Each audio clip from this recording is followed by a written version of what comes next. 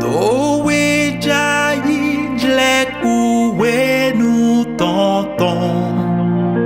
Wenye serpo Jesu lengam tonton. We uvi bubu toloto dido. Mende mando enami pokbede. La ufulo, la ukulo. To wendak be pligoton lo lakbe. Je voudrais qu'on chante ensemble un cantique qui a été inspiré. Jésus, vigie weton, onena miwe. Jésus, vigie weton, onena miwe. Abigwa wewe miwe, nami digotowe. Osonami buhola, vigie weton. Jésus, Jésus, vigie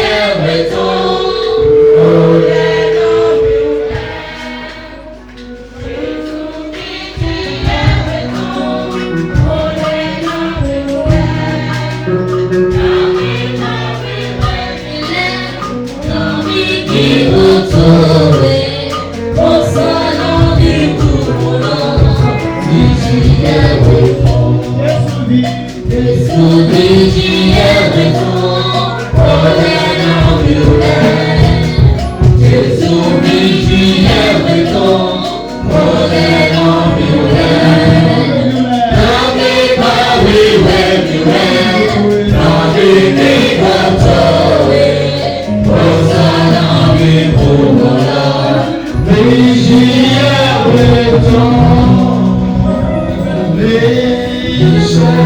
Acclamez pour le Seigneur Jésus. Très fort. L'acclamation supplémentaire. Il va réveiller les saints. Ils sont dans le tombeau. Ton acclamation va réveiller les saints. Va les faire sortir du tombeau. Avec le visage de toi aussi. Tu as part à quelque chose dans le royaume de Dieu. Dans le peuple de Dieu. Il n'est pas venu ici en honneur aux mains. Il est venu pour recevoir. Donc ton acclamation te fait entrer en possession de ce que Dieu veut recevoir. Au nom de Jésus. Au nom de Jésus. Au nom de Jésus. Amen. Je vais vous asseoir. Je voudrais remercier l'ensemble des grands dignitaires, des présidents de région, sous-région, différents chargés ici présents, les mamans paroissiales ici présentes. Je voudrais vous remercier pour cette grande mobilisation à l'occasion de l'action de grâce. J'ai toujours rêvé de venir faire les actions de grâce avec vous au Nord parce que c'est très bien organisé. Et tous les chargés sont réunis, les présidents de région sont réunis, c'est formidable. Je voudrais remercier donc la sommité pour cette belle organisation qui est mise en place ici. Et remercier le président de la région, Papa Singo, qui m'a fait honneur de pouvoir prendre la parole pour vous exhorter sur quelques aspects de notre grand Dieu.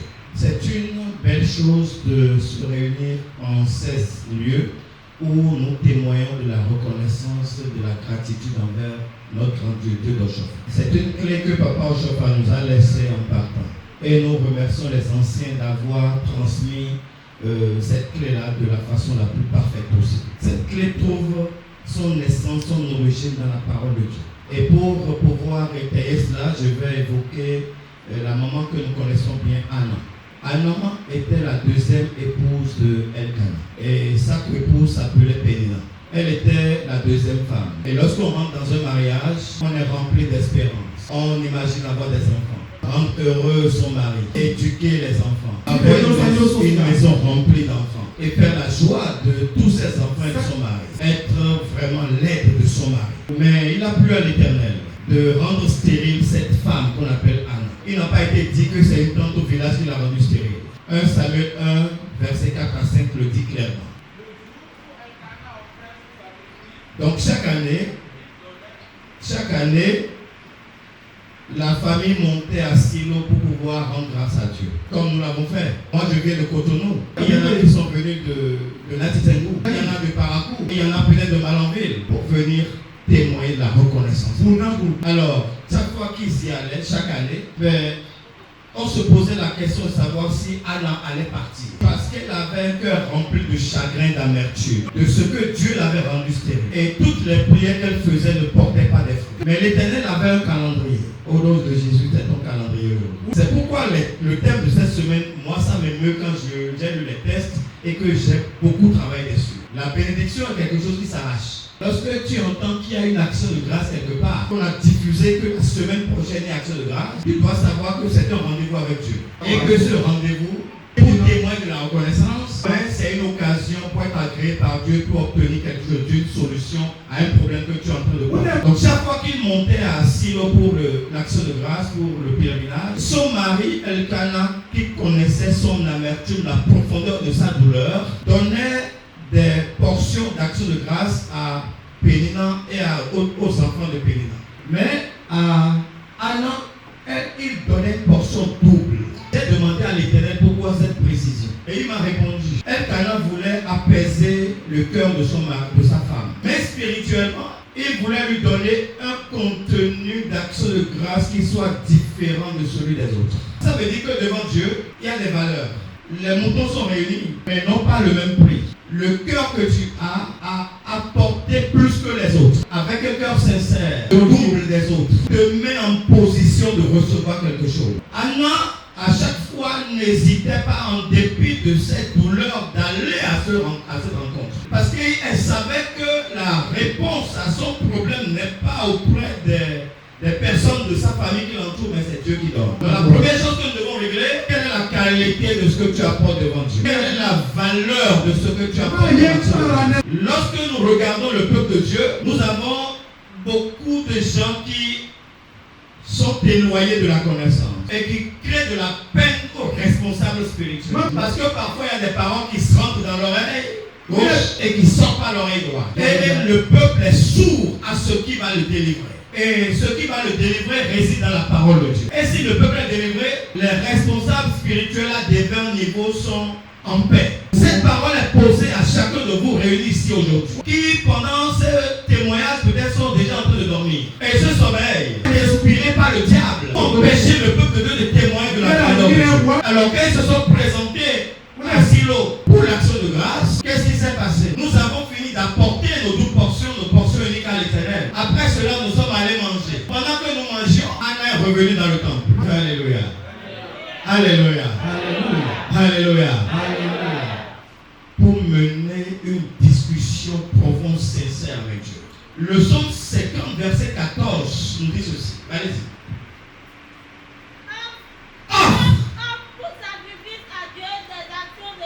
Offre pour sacrifice à l'Éternel des actions de grâce comme Pénina. Et accomplis tes vœux envers le Très-Haut.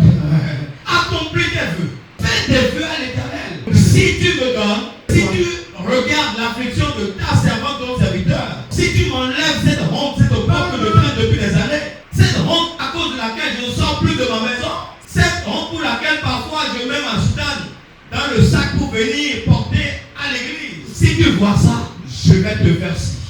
Qu'est-ce que Anna a dit à l'Éternel? Dans 1 Samuel 1, verset 10. Oui. L'amertume dans l'âme, la souffrance dans l'âme.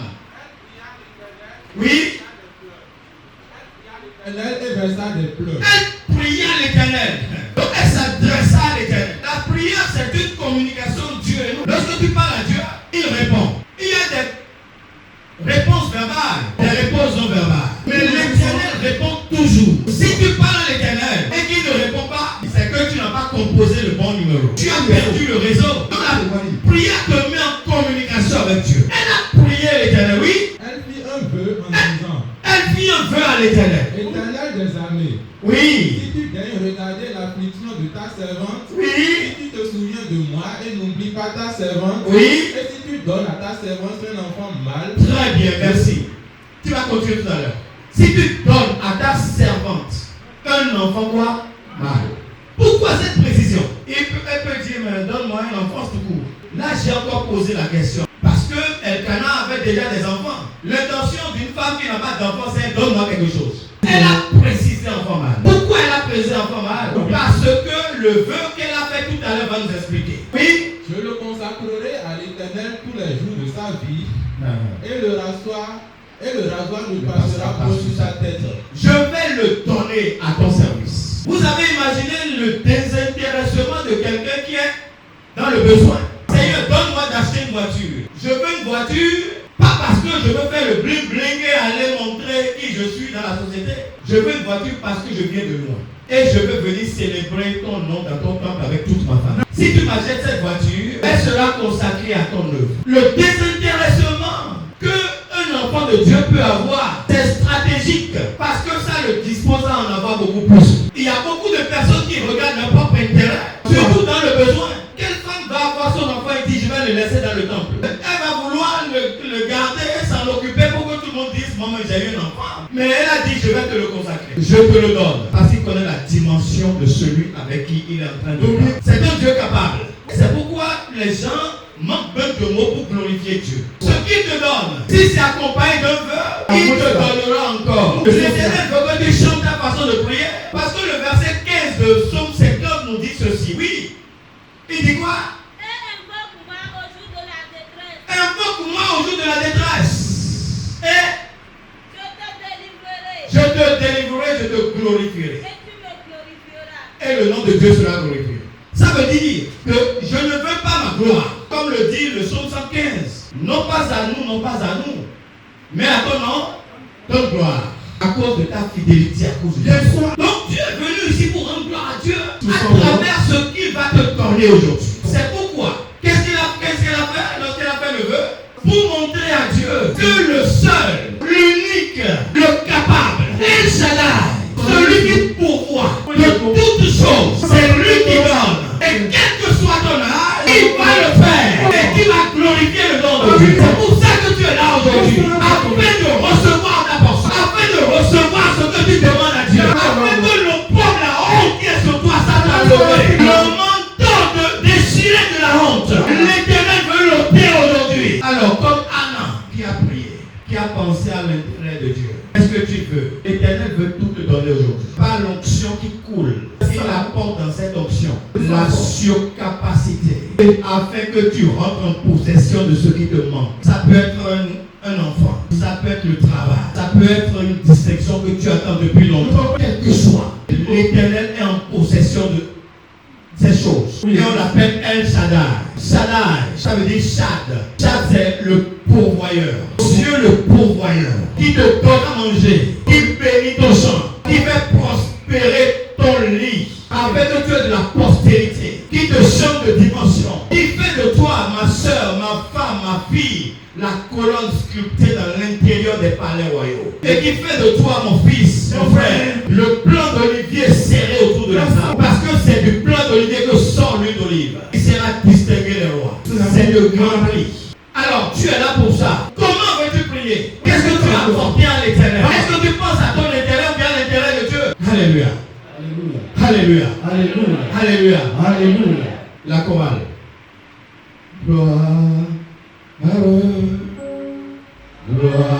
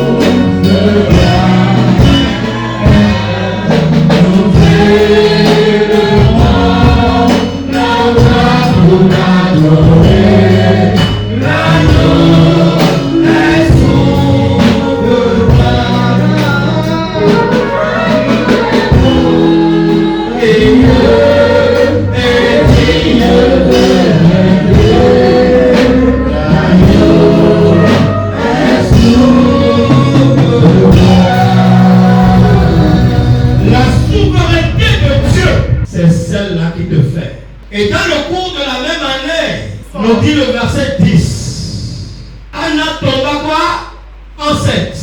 Oui, et enfanta 2 fils. Et on lui donna le nom de quoi? Samuel. Ça veut dire? Oui. Et elle enfanta un fils. Oui. Qu'elle nomma Samuel. Oui. Car dit-elle, Oui. je l'ai donné à l'Éternel. Je l'ai demandé à l'Éternel. Je l'ai demandé à l'Éternel. L'Éternel a accompli. Dans ta vie aujourd'hui, l'Éternel est en train d'accomplir.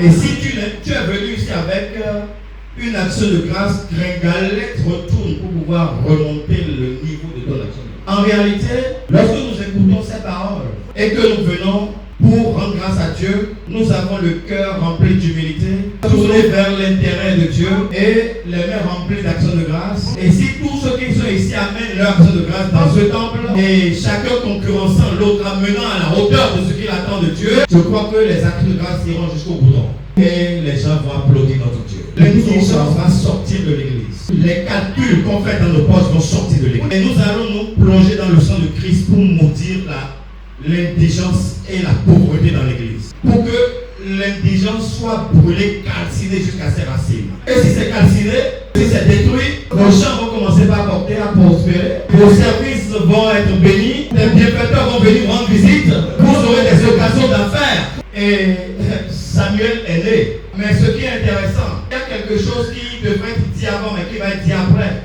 Anna est revenue dans le temple. Dans le verset 28. Je priais. Oui. Et l'Éternel a exaucé la prière que je lui ai adressée. L'Éternel a exaucé ma prière en ce moment-là où je suis venu rendre grâce. Oui. Aussi je veux le prêter à l'Éternel. Aussi je veux quoi? Je veux le prêter. Il y a la Bible de Jérusalem qui dit je veux le confier, le donner à l'Éternel. Ça veut dire qu'elle a un cœur pour faire quoi? Exaucer ses vœux. Comme beaucoup de fidèles qui font quelque chose que j'ai eu le temps de constater, lorsqu'ils demandent une prière et quelque chose à Dieu, ils font un vœu, que ça leur est accordé, ils ne respectent plus leur engagement. Je voudrais donner l'exemple de quelqu'un qui, comme je l'ai dit tout à l'heure, voulait que l'Éternel lui offre une voiture pour amener sa famille à l'église. C'est la prière que tu as faite à Dieu pour que le temps de Dieu soit rempli d'un peuple saint. Et lorsque tu as eu la voiture, qui t'a même été pratiquement donnée, tu as respecté ton engagement pendant 3 mois. Ta femme et tes enfants ne venaient plus à l'église. Qu'est-ce qui va se passer? Qu'est-ce que nous imaginons qui va se passer après? La voiture avait quoi? Et quoi? La voiture est tombée en panne. Et on a du mal à réparer ça depuis longtemps. Donc, je vais vous inviter à être sensible aux choses spirituelles. Lorsque vous voyez des gens qui sont bénis, demandez-vous quels sont les engagements qu'ils ont envers Dieu, comment ils les ont respectés, tenus. Et c'est de ça qu'il s'agit dans l'église. Et quand Anna a fait ça, le 1 Samuel 2 verset 21 nous dit, vous n'avez pas besoin de lire. L'Éternel lui a donné encore 3 fils et 2 filles pour que sa maison ait des enfants. L'autre est laissé à l'Éternel. Est-ce que commercer avec Dieu n'est pas le meilleur plan? Qu'allons-nous faire à partir de maintenant? Nous avons écouté cette parole. Et c'est pour cela que l'Éternel nous rappelle à travers des principes comment nous allons faire pour être bénis. Ta bénédiction dépend de ton engagement, du respect de tes engagements. On dit que des bénédictions accompagnent le travail. Mais parce que le travail est un ordre de Dieu. Exode 20 verset 9, on l'a dit clairement. Tu dois travailler pendant 6 jours. Oui, tout ton ouvrage pendant 6 jours. Le travail est un commandement. Dans les 10 commandements, le travail est un commandement que l'Éternel nous a donné. C'est un ordre. Oui. Mais le 7e jour, oui, est le jour du repos de l'Éternel ton Dieu. Tu viens pour adorer Dieu le 7e jour. Donc le plan de Dieu pour l'humanité, je vais vous le dire, c'est de prendre l'Éternel comme un modèle, une référence. La première idée que nous avons de Dieu, la première idée, la première représentation que nous avons de Dieu, c'est un Dieu bosseur, c'est un Dieu travailleur, c'est un Dieu qui crée. Et le premier verset de la Bible, les Écritures, on dit, au commencement, Dieu créa les cieux et la terre. Très bien. Dieu créa. Et le chapitre 2, verset 2 nous dit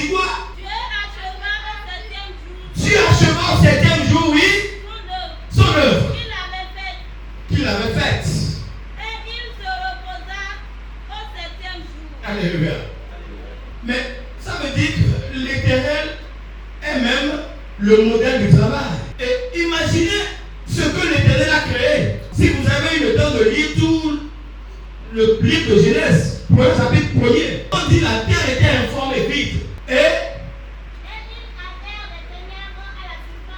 Très bien. Les ténèbres couvraient l'abîme. Vous savez ce que c'est que l'abîme? C'est un précipice. C'est un gouffre sans limite.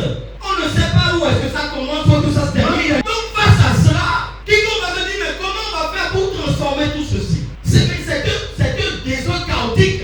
C'est un bordel, on peut le dire comme ça. C'est une situation compliquée, indescriptible et ingérable. On ne sait pas où ça commence. On ne sait pas où ça finit. Il faut que ceux qui ont internet, allez sur Google, tapez abîme et allez sur image, on va vous montrer un peu. C'est un trou béant, un trou vraiment grand, sans limite, et on ne sait pas où ça finit. On ne sait pas comment le gérer, comment le remplir. Nous faisons face à des chaos au quotidien dans notre vie, et on dit que l'Esprit de Dieu planait au-dessus des hommes. Et l'Esprit de Dieu se mouvait au-dessus des eaux. Dieu dit que la lumière soit, et la lumière fut. Très bien, Dieu a commencé par transformer.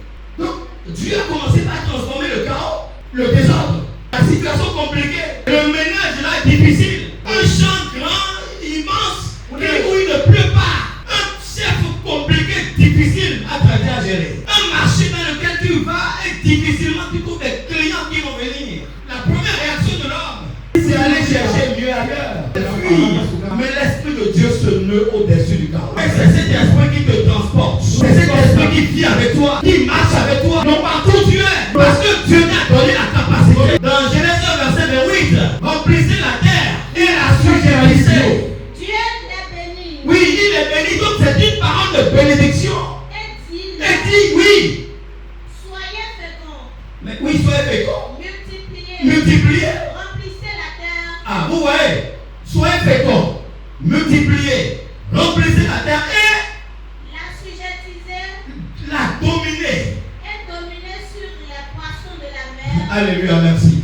La bénédiction de Dieu nous donne un équipement surnaturel et supplémentaire. Un équipement exceptionnel pour faire ce qu'il nous a confié. La bénédiction de Dieu te donne une carte VIP. Quand la bénédiction de Dieu est sur toi, on voit que tu es différent. Quand tu rentres quelque part, on voit que celui-là détient une carte. Il a une intelligence, il a un regard, il a une façon de parler, il a un savoir-faire, une beauté qui n'est pas comparable à ceux qui sont venus. C'est cette bénédiction qui est déversée sur toi et moi. La bénédiction de Dieu donne une certaine dimension, une qualité au travail que tu fais. Parce que celui qui t'a béni, il a déversé sur toi ses potentiels. Donc nous marchons avec le potentiel de l'Éternel. Et quand nous marchons avec ce que Dieu a dit sur nous, c'est rempli de contenu, c'est irrévocable. Ça veut dire qu'il ne va pas revenir dessus. C'est écrit, c'est dit, comme l'Éternel a touché Jacob pour bénir Ephraim et Manassé. Manassé l'aîné, Ephraim le second. Au moment de la bénir, Manassé était à droite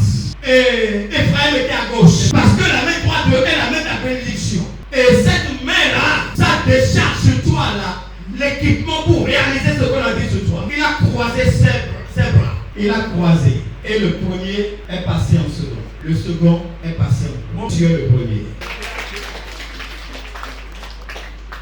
Et vous avez vu comment l'Éternel a transformé ce chaos. Il a créé la lumière, le ciel, la terre et la végétation, les luminaires, les poissons, les oiseaux, les animaux pour peupler la terre, et enfin l'homme et la femme. Et tout est rentré dans l'ordre. Que tout ce qui est compliqué pour toi rentre dans l'ordre à partir d'aujourd'hui. Et lorsque Dieu a créé l'homme, créé la terre puis l'homme, qu'est-ce qu'il a fait à l'homme? Il l'a mis dans le jardin. Pourquoi? Pour le cultiver et pourquoi? Le garder. Vous voyez, c'est le premier héritage que nous avons reçu de Dieu, c'est l'héritage du travail. Comment se fait-il qu'on a dans l'église des gens qui ne travaillent pas? Et parfois, on est là, quelqu'un vient avec un papier pour dire j'ai reçu instruction, recommandation de passer sur les paroisses pour qu'on m'aide. Et il ne s'agit pas d'un indigent, d'un veuf, d'une veuve, d'orphelin, d'handicapé profond, qui n'est pas usage de leurs bras, de leurs membres. C'est des gens qui viennent sur nos paroisses pour pouvoir quémander et qui ne travaillent pas. C'est ça que le Saint Paul appelait le désordre dans l'église. Mais comment se fait-il que des gens vont travailler et et venir reverser les fruits de leur travail à des paresseux. C'est même une malédiction. Nous devons arrêter ça dans l'église. Parce que la malédiction n'est pas notre portion. Cultiver, c'est transformer une graine en arbre. Pour ceux qui ont une entreprise, tu as une idée. Et cette idée que tu as, c'est pour satisfaire un besoin qui est existant. Et tu vas développer les compétences pour pouvoir rendre ce service, produire ce bien. C'est comme ça que les gens ont fabriqué les tables et les chaises. Dans le jardin, il y avait des arbres. On dit si on prenait de ces arbres-là et qu'on coupait un peu, on peut leur donner forme. Et les mettre à la disposition des gens qui en ont besoin pour s'asseoir. Et lorsque tu mets ça à disposition, les gens sont contents. Et en contrepartie, tu es rémunéré. Et pour travailler, pour fournir ce travail, pour produire ce bien, tu fais appel à des gens pour t'aider. Tu as peut-être besoin de machines. Tu vas faire un emploi à la banque pour pouvoir acheter la machine. Et tu dois rembourser après. Les gens qui travaillent dans ton entreprise, tu dois les payer. Donc lorsque tu finis de travailler et que tu vends, que l'argent rentre, tu payes ce que tu as emprunté à la banque, tu payes les employés, tu payes l'État dont tu es en train d'utiliser le territoire, tu payes les matières premières pour pouvoir réaliser ton bois, et le reste, tu l'utilises à l'église, tu l'utilises pour développer encore, prospérer, faire prospérer ton activité. Donc c'est comme ça que ça fonctionne l'entreprise. Et c'est pareil dans la maison de Dieu. Ceux qui ont la charge de conduire le peuple de Dieu sont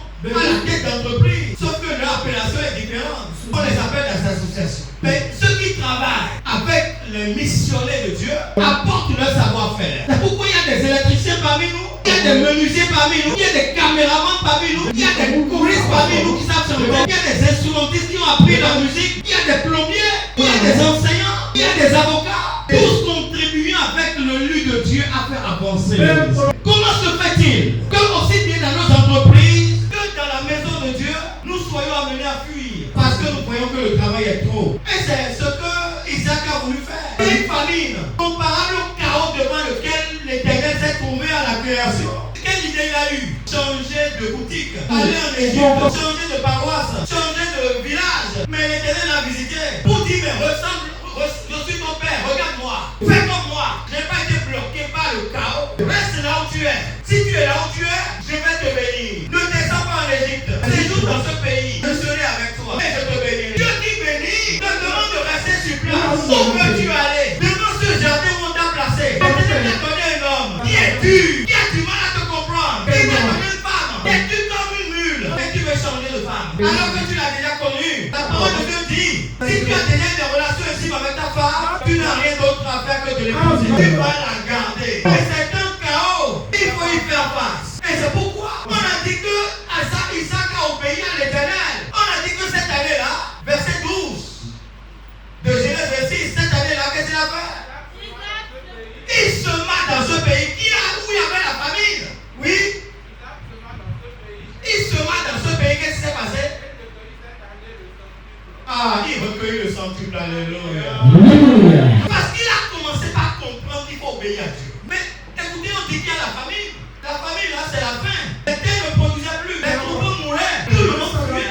Mais on dit quoi reste là? Je ne veux pas encore revenir en arrière pour vous rappeler ce qui s'est passé avant que la Pâque ne soit célébrée. Lorsque l'Éternel a envoyé une maladie sur les troupeaux d'Égypte, parce qu'il voulait que Pharaon libère son peuple. Il dit sur les troupeaux d'Égypte, du petit et du grand bétail, je les frapperai, ils mourront tous. Mais sur les troupeaux des enfants d'Israël, je tends mes ailes, ils sont protégés. Ça veut dire quoi? Avec la bénédiction que tu transportes, si là-bas c'est sec, chez toi c'est irrigué, c'est arrosé. Alléluia. Alléluia.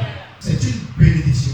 Et c'est pour cela que lorsque tu as la bénédiction, que l'Éternel dit je te bénis, que tu as écouté dans ton sommeil, je te bénis, il faut commencer par danser. Et le peuple sait que nous constituons, nous sommes bénis, n'est-ce pas? Nous sommes les enfants de Dieu, n'est-ce pas? Tout ce que nous touchons va apporter des...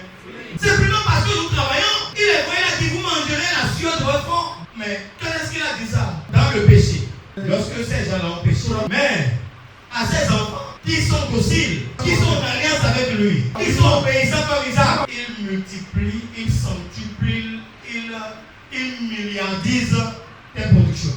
C'est pour cela que nous qui sommes dans la maison du Seigneur, qui travaillons dans la maison du Seigneur, ceux qui ont expérimenté la bénédiction dans la maison du Seigneur, qu'est-ce qu'il nous dit? Il dit Dieu n'est pas injuste pour oublier votre travail et l'amour que vous avez montré pour son nom, rendant encore des services au sein. Toute personne qui aide l'œuvre de Dieu, qui participe à l'avancement de l'œuvre de Dieu, qui soutient les chargés paroissiaux, qui soutient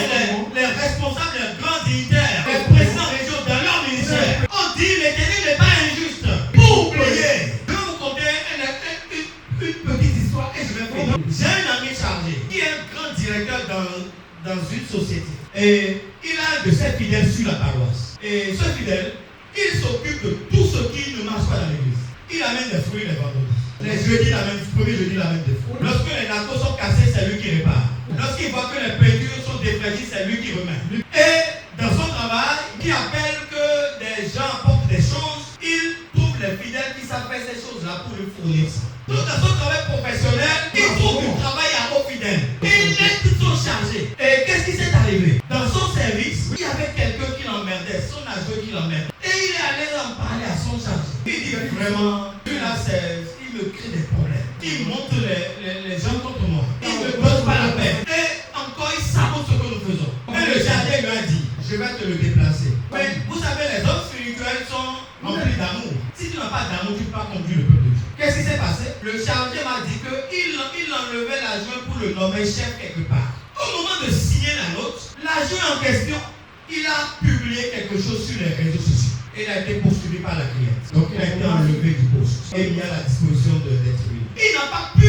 avoir la promotion que son chargé voulait lui donner. La morale de l'histoire, quand tu assistes, aides, accompagnes, soutiens les responsables spirituels, l'œuvre de Dieu, l'Éternel vient combattre pour toi. L'Éternel a vu que son enfant, ce qu'il amène dans sa maison pour l'aider, son loin, c'est énorme. Il ne va jamais laisser quelqu'un l'emmerder avoir une leçon. C'est pour cela que de grands noms sont cités dans la Bible. On en a encore dans notre temps, on peut écrire nos évangiles nous aussi. La femme tsunamite, on en a parlé, elle a reçu Élisée, elle a été bénie. Tabitha a été bénie, elle est morte, a été réveillée par Pierre. Et au moment de la réveiller, elle est vraiment présentée à Pierre ce qu'elle lui a confectionné comme robe et vêtements. C'est pour cela que travailler dans le champ de Dieu nous garantit couronne une récompense sans fin. À partir d'aujourd'hui, ce que tu apportes dans la maison de l'Éternel, que ça soit multiplié. Et tu seras le grand bénéficiaire. Que l'Éternel bénisse sa parole et rende cette fête très belle. Afin qu'on voit la surdimension de l'Éternel. Au nom de Jésus. Dieu passe par la prédication pour toucher plusieurs personnes. Dieu passe par la prédication pour guérir des malades. Et ce qui s'est passé aujourd'hui, vraiment, quand il parlait et il prédisait, moi, je me suis sentie vraiment hors de moi. Donc, chez autres, les paroissiens, a fait comme moi, rester dans le temple parce que c'est ce moment précis, Dieu touche les cœurs. Il a touché plusieurs aspects. Il a d'abord commencé par notre maman Anne. Comment Anne a vécu avec son mari sans enfant parce que Dieu l'avait rendue stérile. Donc, comment Anne a prié et Dieu a exaucé. Comment il faut prier. Ça m'a vraiment touchée. J'avais eu à écouter ça auparavant, mais pour lui, ça m'a vraiment touchée parce qu'il nous a dit de prier et avec promesse. Si tu pries avec promesse, Dieu réalise ça parce que Dieu va faire tout en son nom pour sa bonté. Vraiment, moi, personnellement, je suis émue. Ça m'a vraiment fait du bien d'écouter, surtout quand il donne des versets qui traverse, ça me fait du bien. J'ai écouté avec plaisir et j'ai retenu beaucoup de leçons dans ce qu'il a eu à dire aujourd'hui. Aujourd'hui, papa est parti d'un cadre un peu très loin avant de venir à Chaudra, au test du jour. Mais il a développé pendant un peu longtemps le thème de la prédication en passant par Elkanah et le couple dont une femme a été privée d'enfants pour un temps. Alors l'enseignement que moi j'ai reçu dans la que je peux dire, c'est beaucoup. Il faut rendre grâce à Dieu. Et il faut prendre des engagements vis-à-vis de Dieu. Et lorsque Dieu a béni, il faut revenir pour rendre grâce. J'ai retenu que c'est important pour papa parce qu'il a insisté, il a donné des exemples. Et un exemple contraire à des gens reconnaissants. Par exemple, celui-là qui a demandé la voiture pendant longtemps et la voiture a été donnée, etc. pendant 3 mois. Et il a été reconnaissant et la panne, la femme, les enfants ne venaient plus parce qu'il y a problème. j'ai retenu que vraiment il faut arracher, voilà, il faut arracher sa bénédiction. J'ai retenu qu'il faut arracher la bénédiction. On ne reste pas les bras croisés pour que l'on soit béni. Ceux qui sont bénis, c'est ceux qui ont signé un engagement avec Dieu qu'ils ont honoré. Voilà ce que je peux dire à peu près maintenant. Parce que c'est beaucoup. Et notre prière, c'est que Dieu bénisse papa et qu'il le garde encore très très longtemps de manière solide. J'étais à côté d'un évancier qui disait, mais si les gens du sud là, parce qu'il a pris papa comme un gens du sud, il a dit, si les gens du sud là, ils pouvaient passer de temps en temps pour des cours bibliques sur certaines paroisses, que nous aurions gagné beaucoup.